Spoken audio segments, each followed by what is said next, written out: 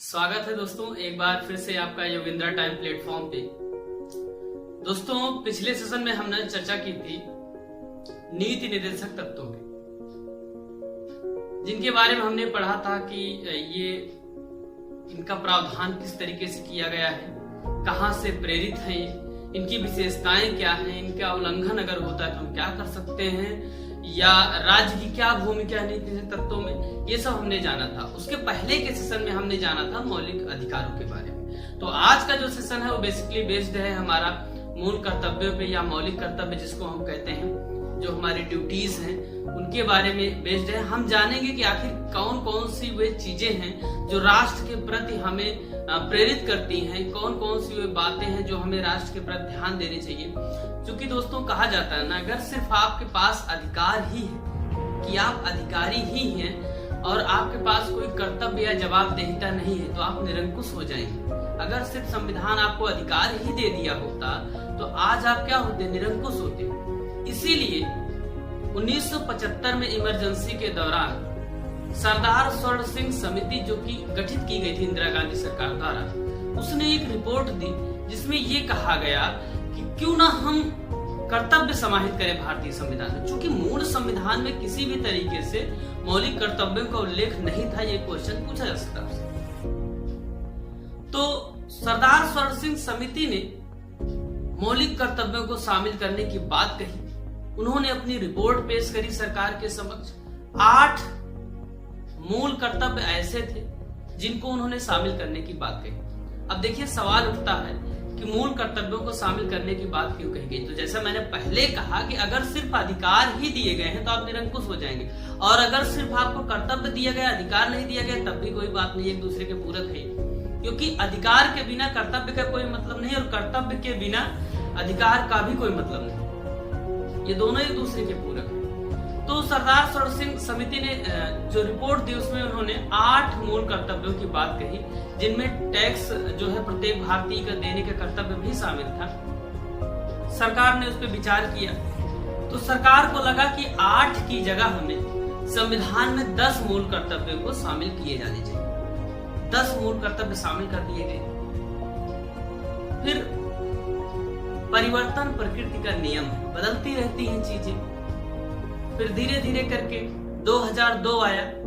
हमने पिछले 2 जो महत्वपूर्ण सेशन गए हैं, अगर उसको अभी तक आपने नहीं देखा तो आप उसको देखें, पूरा देखें, उसके नोट्स बनाएं। क्योंकि अगर उसको नहीं देखें और ये सेशन देख रहे हैं तो आपके लिए कोई बेनिफिट मिलने वाला नहीं है, सिर्फ आप यहां से क्वेश्चन कर पाएंगे, जबकि जो पहले के 2 सेशन वो बेहद महत्वपूर्ण है। तो दोस्तों हमने पिछले 2 सेशन में चर्चा की थी कि जो 86th कॉन्स्टिट्यूशन अमेंडमेंट था, 86वां संविधान संशोधन जो 2002 में हुआ, उसमें बेसिकली 3 बदलाव किए गए।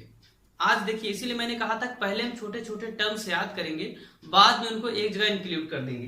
देखिए जो हमारा 86वां संविधान संशोधन हुआ था, अगर आप देख पा रहे हो तो 86 में 2 बात कही गई थी। एक तो आर्टिकल 21A ऐड किया गया, जिसको आप कहते हैं। दूसरा 45 में परिवर्तन किया गया। कुछ किताबें 45A भी लिखती हैं, परंतु ए नहीं है, वो 45 में ही परिवर्तन किया गया था। ठीक। तीसरा परिवर्तन मूल कर्तव्यों में किया गया कि जो 10 मूल कर्तव्य थे उसमें एक और ऐड कर दिया गया, 11वां मूल कर्तव्य। तो 86वां संविधान संशोधन 2002 बेहद महत्वपूर्ण है। एग्जाम पॉइंट ऑफ व्यू से इसको आप याद रखिएगा। आर्टिकल 21A में ऐड किया गया कि जो 6 से 14 साल के बच्चे हैं उनकी शिक्षा की व्यवस्था। 45 में संशोधन करके एक्चुअल में जो 21A में ऐड किया गया वो पहले 45 में था, तो 45 से निकाल के 21A में क्या बना दिया गया उसे भैया, मूल अधिकार। अब 6 से 14 साल के जो बच्चे हैं उनको निःशुल्क एवं अनिवार्य शिक्षा का उनको अधिकार है। आप उनसे अगर वंचित करेंगे तो कोर्ट चले जाएंगे, उनकी तरफ से कोई भी जा सकता है या वो स्वयं जा सकते हैं वकील के माध्यम से। ठीक है। जबकि जो 6 साल से पहले के बच्चे हैं उनको आर्टिकल 45 में रख दिया गया और राज्य के नीति निर्देशक तत्व बना दिए गए। फिर बात यह है कि मान लीजिए भैया 6 से जो 14 साल के बच्चे हैं वो पढ़ना तो चाहते हैं, लेकिन देखा गया कि अभिभावक उनसे क्या भेड़ बकरी चरवा रहे हैं, भैंस चरवा रहे हैं, काम करवा रहे हैं, दुकानों पे रखवा दे रहे हैं 1000, 2000, 3000 रुपए। ठीक है। तो उनके लिए भैया 11वें जो मूल कर्तव्य था उसमें ये प्रावधान, उसके रूप में प्रावधान किया गया कि जो अभिभावक होंगे उनकी भी जिम्मेदारी होगी कि अपने बच्चों को स्कूल भेजें। अब हम क्या करेंगे, अब हम बारी बारी से एक एक मूल कर्तव्य को जानेंगे। देखिए, हमने अपने अधिकारों के बारे में जाना, क्वेश्चन वहां बहुत ज्यादा पूछे जाते हैं। अब हमें ऑब्वियस हमारा फर्ज बनता है कि हम अपने कर्तव्यों के बारे में भी जानें। आज के सेशन में हम जानेंगे कि हाल फिलहाल में आप एक परिवर्तन देखे होंगे, सिनेमा घरों में जब मूवीज स्टार्ट होती हैं तो राष्ट्रगान शुरू होता है और सारे लोग खड़े हो जाते हैं। इसके पीछे क्या कॉन्सेप्ट है, हम बाकी चीजें जानेंगे कि मान लीजिए कोई महात्मा गांधी कुछ बोल देता है, चंद्रशेखर आजाद को कुछ बोल देता है तो उनपे केसेस दर्ज हो जाते हैं। क्या मूल कर्तव्यों के तहत है, मौलिक कर्तव्यों के तहत है? क्या मौलिक कर्तव्यों का उल्लंघन होने पर आपको सजा दी जा सकती है? क्या मौलिक कर्तव्यों का उल्लंघन होने पर आप कोर्ट जा सकते हैं, चाहे लोअर डिवीजन का हो चाहे वो हायर जुडिशियरी हो? ठीक है दोस्तों, तो इस पे हम पूरी विस्तृत चर्चा करेंगे। जैसा कि मैंने पहले बताया कि जो मूल कर्तव्य या मौलिक कर्तव्य इनका जो प्रावधान किया गया है ये भाग 4 में अनुच्छेद 51A के तहत किया गया है। क्या भैया? भाग 4 का अनुच्छेद 51A, और इनको लिया कहां से गया है? USSR अर्थात रसिया से, जो वर्तमान में रसिया है। उसमें पहले कई अन्य देश भी शामिल थे जिसे सोवियत संघ नाम से जाना जाता था। अब देखिए, एक प्रश्न यहाँ पे मैं थोड़ा सा आपको रिवाइज करवाना चाहूँ क्योंकि रिवीजन के साथ ही इसको करते रहते हैं। देखिए, मैंने 4A या 4 का भाग आपको बताया कि उसमें नीति तत्व है। इसके पहले के 4 भाग हम रिवाइज कर लेते हैं। भाग 1 में हमने पढ़ा था अनुच्छेद 1 से 4 तक राज्य के बारे में बताया गया, यूनियन एंड इट्स टेरिटरी, राज्य एवं उसके क्षेत्र। भाग 2 जो हमारा बेस था अनुच्छेद 5 से 11 तक नागरिकता था, क्लियर। भाग 3 हमने पढ़ा था 12 से 35 तक मूल अधिकार था, जो कि अमेरिका से लिया गया था। भाग 4 हमने पढ़ा था 36 से लेकर 51 तक नीति देशक तत्व, जो कि आयरलैंड से लिया गया था। अब भाग 4A हम पढ़ रहे हैं, जो कि 42वें संविधान संशोधन 1976 द्वारा ऐड किया गया। क्या ऐड किया गया? मौलिक कर्तव्य। ठीक है भैया, तो हम इसको आज पढ़ने जा रहे हैं, ठीक है, मौलिक कर्तव्यों के बारे में। ठीक है, तो सबसे पहले ध्यान रखने वाली बात है किस पार्ट में दिया गया। ये सारे देखिएगा, जितनी लाइन्स यहाँ पे बोली जा रही है वो सारे एग्जाम में पूछे गए हैं। अभी कोई जरूरी नहीं कि उसको हम बताएं ब्रैकेट में लगा के यहाँ पे पूछा गया। ठीक है, टाइम की बचत, और अगर आपको कहीं न कहीं हमारे साथ सेशन में आगे बढ़ना है तो थोड़ा सा फेथ रखना पड़ेगा। हाँ, अगर ये कह रहे हैं पूछा गया तो पूछा गया, आप उसके प्रूफ के लिए आप आंसर देख सकते हैं। ठीक है ना, इतना आप कर सकते हैं। ठीक, तो मैंने आपको बताया कि सरदार सरोवर सिंह समिति की सिफारिश पर इसको शामिल किया गया। सरदार सरोवर सिंह समिति ने जब सिफारिश की, जब 42वें संविधान संशोधन द्वारा इसको ऐड किया गया। याद रखिएगा, 42वें संविधान संशोधन को मिनी कॉन्स्टिट्यूशन भी कहा जाता है, लघु संविधान भी कहा जाता है। 50वां बार ये क्वेश्चन एग्जाम में पूछा गया है। अब देखिएगा यहां से कि बाद में एक और मौलिक कर्तव्य शामिल किया जा रहा है 86वें संविधान संशोधन 2002 द्वारा 11वें मूल कर्तव्य के रूप में। तो जैसे भैया कोई आपसे पूछता है कि मूल कर्तव्य कितने हैं, तो वर्तमान में 11 हैं। ठीक है, मौलिक अधिकार कितने हैं? वर्तमान में 6 हैं। पहले कितने थे? 7 थे। ठीक, मौलिक कर्तव्य कितने हैं? 11 हैं। पहले कितने थे? 10 थे। ठीक है, क्लियर हो? तो मौलिक कर्तव्य एक बढ़ा है और मूल अधिकार एक घटा। संपत्ति का अधिकार निकाल दिया गया अनुच्छेद 19, ठीक है, 1F से और 31 से 31 गा से उसको निकाल के आर्टिकल 300A में रख दिया गया भाग 12 में। अब संपत्ति का अधिकार एक कानूनी अधिकार। ठीक है, तो हम थोड़ा सा एक दो चीजें और जान लेते हैं। जैसे कि मूल कर्तव्यों का अगर आपका उल्लंघन होता है तो किसी प्रकार की आपको सजा नहीं दी जाएगी। देखिए, मूल कर्तव्य है क्या कि राष्ट्र के प्रति, चूंकि राष्ट्र हमें अधिकार दे रहा है तो राष्ट्र के प्रति हमारी भी कुछ जिम्मेदारियां बनती हैं। जैसे कई जिम्मेदारियां, हम संविधान का आदर करें, हम, ठीक है, हम उसके जो हमारे राष्ट्रीय जो हीरोज रहे हैं एंथम के, हमारे स्वतंत्रता संग्राम के जो हीरोज रहे हैं उनके हम आदर्शों को फॉलो करें। ठीक है, ना कि हम बॉलीवुड के किसी नचनिए को फॉलो करें। ठीक है, यह आपका काम है। ठीक, दूसरी बात, जो हमारे राष्ट्रीय स्मारक हैं उनका हम उनकी रक्षा करें। ठीक है, ये क्वेश्चन याद रखिए, वहां संरक्षण भी आता है। हमारा संरक्षण करना हमारा काम नहीं, रक्षा करना हमारा काम है कि उसको कोई तोड़े ना, इस तरीके की जो गतिविधियां होती रहती। ठीक है, वन्य जीवों का हम संरक्षण करें, प्राकृतिक जो पर्यावरण का संरक्षण करें, बारी बारी से हम ग्राहों को पढ़ेंगे। ठीक है, तो मोटी मोटी ये चीजें हैं कि राष्ट्र के प्रति हमारी जिम्मेदारियां क्या बनती हैं एक नागरिक होने के नाते। जैसे हम किसी घर में रहते हैं तो हमारा ऑब्वियस एक काम होता है कि हम घर को साफ रखें। ठीक है, तोड़े फोड़े ना, एक कील तक नहीं गाड़ते बेटा इधर उधर, ऐसा होता ना कि आपने देखा होगा कि हम कील तक एक अपने बच्चे को नहीं गाड़े थे इधर उधर कि ठोक ना दे कहीं, लेकिन जिस देश में रहते हैं उस देश को हम ठोकते रहते हैं हमेशा। भारत बंद, 2000 करोड़ की संपत्ति स्वाहा। ठीक है, तो आज हम एक एक चीजें करके जानेंगे कि आखिर इन सब चीजों के पीछे कॉन्सेप्ट क्या है, और क्या अगर ठीक है इन सब चीजों को उल्लंघन किया जाता है तो किस तरीके की कार्रवाई की जाती है तथा किसके तहत की जाती है। तो पहली बात हमने ये जानी कि किसी भी तरीके से अगर मूल कर्तव्यों का उल्लंघन होता है तो सजा का प्रावधान नहीं है। दूसरी बात यहाँ ध्यान देने योग्य बात यह है कि अगर मूल कर्तव्यों का आप फॉलो नहीं करते हैं या मान लीजिए कोई उसमें इस तरीके की फॉल्ट्स आती हैं तो आप न्यायालय नहीं जा सकते हैं। ये बात आप याद रखिएगा, ये बहुत ही महत्वपूर्ण चीजें हैं जो आपको याद रखनी चाहिए। ठीक है, अगर यहां से आप सारे प्रश्न करना चाहते हैं। ठीक है, अब देखिए अब हम क्या करेंगे, एक एक मौलिक कर्तव्यों के बारे में जानने की कोशिश करेंगे यहाँ पे। ठीक है ना, 11 जो मौलिक कर्तव्य है आज उनके बारे में एक चीज और याद रखिएगा, इन्हें निरर्थक घोषणाएं भी कहा जाता है। निरर्थक घोषणाएं मतलब इनका कोई मतलब नहीं। ये क्यों, ये व्यंग का कसा जाता है। क्यों, क्योंकि भैया जब इनका कोई उल्लंघन हो रहा है, आप कोर्ट भी नहीं जा पा रहे, किसी प्रकार की सजा भी नहीं है इसमें, तो इसका कहते हैं कोई मतलब नहीं है, निरर्थक एक तरीके से घोषणाएं हैं। ठीक है ना, जिस तरीके से नहीं दे सकता तो जब मन करे राज्य आपके यहाँ सड़क बनवाए, स्कूल करवाए, जो भी करवाए, उसी तरीके से ये भी है कि जब मन करे आप फॉलो करें, नहीं फॉलो करते तो कोई विशेष सजा का प्रावधान नहीं। देखिए भैया एक एक करके पढ़ते हैं। जो पहला हमारा मूल कर्तव्य है, सबसे पहला क्या करेंगे, हम संविधान को फॉलो करेंगे, संविधान का पालन करें, उसके आदर्शों, संस्थाओं, राष्ट्र ध्वज और राष्ट्रगान का आदर करें। संविधान का पालन करेंगे, जो संविधान हमारा कहता है उसको करेंगे।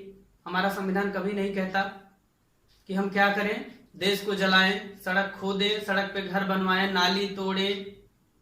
ठीक है, ये हमारा संविधान नहीं कहता है।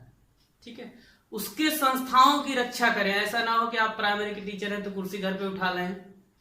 ठीक है, उसकी जो संस्थाएं हैं उसकी रक्षा करेंगे, और उन राष्ट्रध्वज और राष्ट्रगान का क्या करेंगे, आप आदर करेंगे। देखिए दो चीजें हैं, राष्ट्रध्वज और राष्ट्रगान।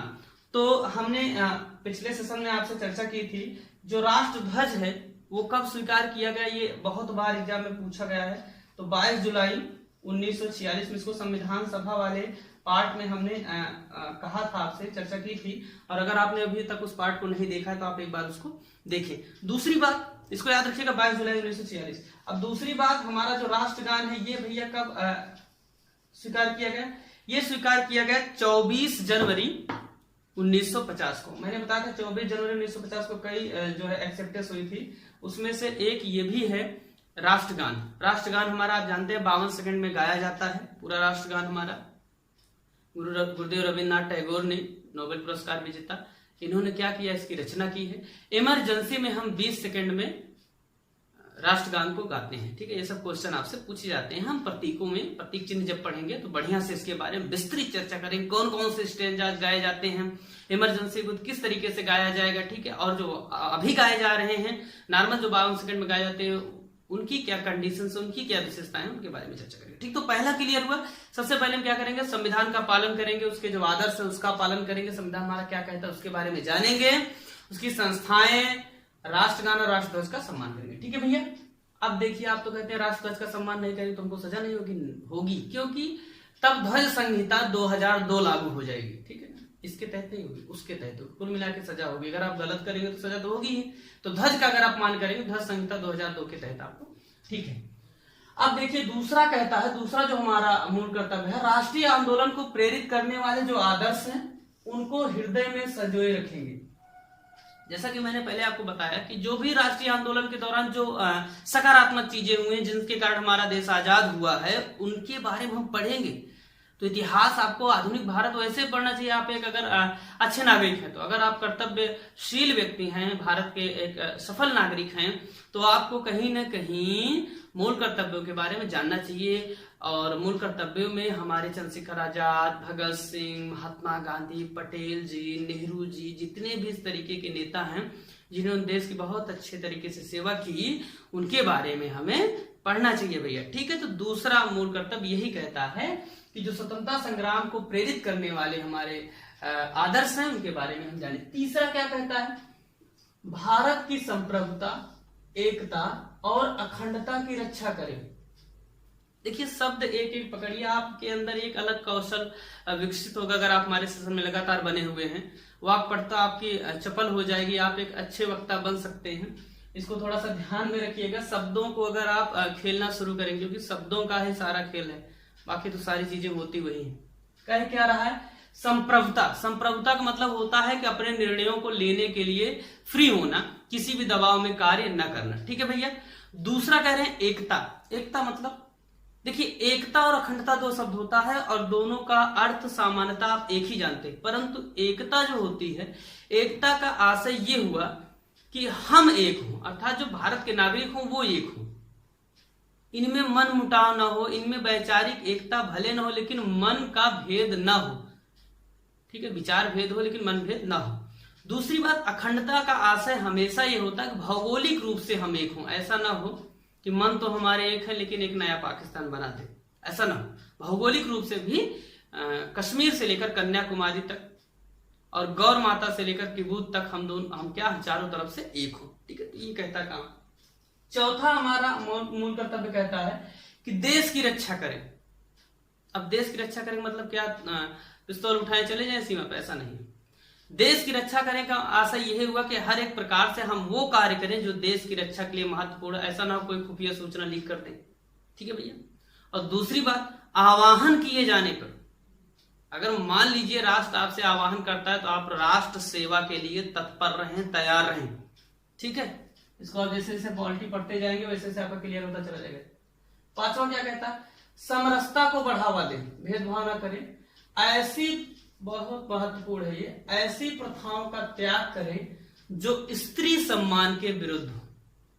ठीक है भैया। ऐसी प्रथाओं का आप पालन करेंगे जो स्त्रियों के सम्मान में बढ़ोतरी करें। इसका आशय हुआ, जैसे आप सती प्रथा करते हैं, सती प्रथा को अलग अलग लोग हैं, अलग अलग तरीके से मान्यता देते हैं, परंतु किसी भी तरीके से एक जीवित मनुष्य को जला देना ये पाप है। आप देखेंगे संथारा क्रिया एक जैन धर्म में होती है, जिसमें बिना खाए बिना पानी पिए अपने प्राणों को त्यागा जाता है जैन मुनियों द्वारा। वो भी कुछ दिनों पहले चर्चा में था, सुप्रीम कोर्ट में मामला गया था कि क्या इस तरीके से मृत्यु का वर्ण करना सर्वथा उचित है। तो वही कहीं न कहीं है, यहाँ स्त्रियों से जोड़ दिया गया। जैसे आप देखेंगे कि स्त्रियों को सामान्यतः समाज में द्वितीय दर्जा दिया जाता है और इसके लिए स्वयं स्त्रियां जिम्मेदार है। दूसरा, स्त्रियों को हमेशा जैसे शिक्षा से दूर रखा जाता है। सती प्रथा का इन पे आरोपण किया गया पहले। आज भी आप देखते हैं तरह तरह की ऐसी प्रथाएं हैं जिनको आप कुप्रथाएं कह सकते हैं हमारे समाज में। ये हमारे समाज का हिस्सा नहीं है, ये हमारे समाज की विसंगतियां हैं जिनको बाद में डाल दिया गया और ये चूंकि स्त्रियों द्वारा स्वीकार कर लिया गया तो इन पे आरोपित कर दिया गया। हमेशा आप अपने अधिकारों के लिए लड़े, तभी आप एक सफल नागरिक बन पाएंगे, नहीं तो क्या है, आप ऐसे दबते चले जाएंगे। तो ऐसे ही आप प्रथाओं का विरोध करेंगे या उनका पालन नहीं करेंगे जो स्त्रियों के सम्मान में कटौती करती हैं। ठीक, ऐसा नहीं कि आप स्त्री को मारेंगे, ठीक है, ऐसा नहीं कि आप स्त्री को जला देंगे, दहेज नहीं मिल रहा है तो, ठीक है, इससे अच्छा आप सड़क पे आके भीख मांगे, ठीक है, तब भिक्षावृत्ति कानून के तहत आप गिरफ्तार किए जाएंगे। ठीक है, तो कोई भी ऐसी प्रथा का आप पालन नहीं करेंगे जो स्त्रियों के सम्मान में गिरावट लाता। क्यों? अब देखिए कभी कभी होता है मन में कि हाँ स्त्रियां ही क्यों लिखा, क्योंकि आप देखेंगे जिस समय भारत आजाद हो रहा है उस समय महिलाओं की स्थिति बेहद निम्न कोटि की है। आज भी आप देखेंगे मात्र एक कल्पना चावला के होने से, मात्र एक किसी विशेष व्यक्ति के होने से स्त्रियों की स्थिति उन्नत नहीं होने वाली है। वास्तविकता यही है कि आज भी स्त्रियों में भारत मर रहा है या भारत में स्त्रियां मर रही हैं। आप उसके लिए तरह तरह की घटनाओं को आप दिमाग में रख सकते हैं, जिस तरीके से आप भी पढ़ते होंगे। ठीक, तो यहाँ पे आपको ऐसी प्रथाओं का, अगर आज भी आप ऐसी प्रथाओं का पालन करते तो आप इनको त्यागे। जैसे देखा जाता है ये कि हम हाँ कहते हैं कि स्त्रियों को पढ़ना चाहिए, स्त्रियों को आगे बढ़ना चाहिए, परंतु जैसे ही ये बात आती है हाँ हमारी बहन को भी पढ़ना चाहिए। एक चर्चा हमने देखा लगातार ये समाज में कि जैसे लड़का बड़ा है तो वो अपनी छोटी बहन का पहले विवाह करवा देता है। आपने देखा, ये भी एक कुप्रथा ही, परंतु इसको स्वीकार कोई नहीं करेगा। ये भी एक कुप्रथा है कि आप बड़े हैं, आपकी शादी ना होकर अपनी बहन की शादी छोटी वाली की करवा दे रहे हैं, जो कि जिसको पढ़ना चाहिए या आपसे कम से कम छोटी है, आप करें उसको आराम करने दें।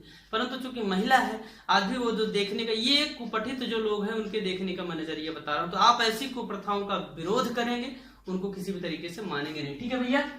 7वां हमारा जो मौलिक कर्तव्य है, सामासिक जो हमारी संस्कृति है, ठीक है, और गौरवशाली परंपरा, उनको दोनों को बनाए रखें। जैसे सामाजिक संस्कृति क्या है, हम लोग मिलजुल कर रहते हैं। आप देखेंगे भारत में कितने धर्म हुए, सारे धर्म इसमें विद्यमान है। कोई ऐसा धर्म नहीं जो भारत से पूर्णतः समाप्त हो गया। बौद्ध, जैन, यहूदी, ईसाई, हिंदू, मुस्लिम, सिख, सारे लोग एक साथ रहते हैं। तो सामाजिक संस्कृति है हमारी, मिलजुल कर रहते हैं। और जो हमारी गौरवशाली परंपरा था, जो हमारी विरासत है, उसका हम आराम से उसको क्या है आगे बढ़ाएंगे। ठीक है भैया। ये 7वां बेहद महत्वपूर्ण है, इसको आप याद रखिएगा कि प्राकृतिक पर्यावरण की हम क्या करेंगे, रक्षा करेंगे। ठीक है। अब प्राकृतिक पर्यावरण का आशय ये हुआ कि जो वन है, वन्य जीव है, झील है, इनकी हम क्या करेंगे, रक्षा करेंगे। ऐसा ना हो कि कहीं मान लीजिए झील है तो उस पे कोई व्यक्ति आए और अतिक्रमण करके क्या बनवा ले, घर बनवा ले। ठीक है।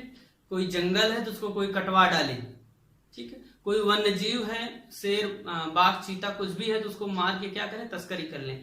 इनसे हम क्या करेंगे, उनकी रक्षा करेंगे। और अगर अच्छा नहीं कर पाते, मान लीजिए क्या बड़े बड़े तस्कर आते हैं, बड़े बड़े हथियारों के साथ आपको भी मार देंगे, तो आप क्या करेंगे, निकटतम जो केंद्र है, पुलिस केंद्र है, जो भी है, पुलिस चौकी है, वहां पर आप सूचना देंगे इसके। ठीक है भैया। तो आपका काम क्या है, प्राकृतिक पर्यावरण की रक्षा करना। हालांकि अगर आप नहीं करते हैं तो किसी भी तरीके का आपको इसमें सजा का प्रावधान नहीं। ठीक। अगला क्या है, वैज्ञानिक दृष्टिकोण अपनाएं। ठीक है। ऐसा दृष्टिकोण ना अपना एक राजपूत लिखने से गाड़ी के सामने हमारे ताकत आ जाएगी, ब्राह्मण लिखने से हम ज्यादा जो है गुणवान व्यक्ति हो जाएंगे।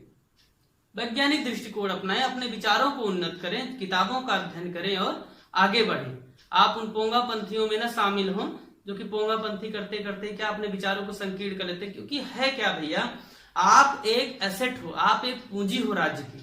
आप क्या बनते हो यही तय करेगा कि राज्य क्या बनेगा आगे चलकर। अगर आप ही भूसा बन रहे हो तो राज्य भी भूसा बन जाएगा कुछ दिनों बाद। आज भारत की स्थितियां जो भी हैं उसके लिए आप जिम्मेदार हो, सरकारी जिम्मेदार है। क्योंकि आप सरकारों पर हमेशा डिपेंड रहे, इसलिए आप सारी जिम्मेदारी सरकार पर डाल देते हैं। ठीक है। आज तक इतने भारत बंद आंदोलन हुए होंगे, पता नहीं कितने हजारों करोड़ की संपत्ति 2019 में ही फूंक दी गई। आज तक कोई ऐसा आंदोलन नहीं हुआ होगा जो महिलाओं के खिलाफ हो रहे अत्याचारों के लिए हुआ हो, या महिलाओं द्वारा जो गलत तरीके से अत्याचार किए जा रहे हैं अन्य सामाजिक वर्गों पर उनके लिए हो, या कोई ऐसा अत्याचार जो दलित, शोषित, वंचित या जो आर्थिक रूप से पिछड़े, कोई भी एक ऐसा वर्ग जिनके प्रति हो रहा उनके लिए किस तरीके का आंदोलन हुआ नहीं हुआ होगा। ये बताता है कि हमारी सोच क्या संकीर्ण है। तो हम क्या करेंगे, अपनी सोच को स्टेप अहेड आगे बढ़ाएंगे, वैज्ञानिकवाद का सहारा लेंगे। ठीक है भैया। 9वां कहता है सार्वजनिक संपत्ति को सुरक्षित रखेंगे। इसको ध्यान से पढ़िए, हिंसा से दूर रहेंगे। ठीक है राजा साहब, क्या करेंगे हम, हिंसा से बिल्कुल दूर रहेंगे। ठीक है। हिंसा से क्या करेंगे, दूर रहेंगे। जो गली मोहल्ले में 5 लोग खड़े होकर हिंसा करते हैं, देखे होंगे आप, मारपीट करते रहते हैं। ये भी क्या है, सामाजिक आतंकवादी ही एक तरीके से। ये वो बेरोजगार लोग हैं जो अन्य लोगों के रोजगार में भी दखल अंदाजी करते रहते हैं, आप देखे होंगे। ठीक। तो किसी भी तरीके से हिंसा, जीव मात्र की हिंसा से आप दूर रहेंगे। हिंसा तो हिंसा होती, चाहे वो मानसिक हो चाहे वो शारीरिक हो, आप उससे दूर रहेंगे, ये आपका कर्तव्य है। ठीक है। इसका आप पालन करिए। नेक्स्ट इसका इसी में है कि सार्वजनिक संपत्ति की हम क्या करेंगे, सुरक्षा करेंगे।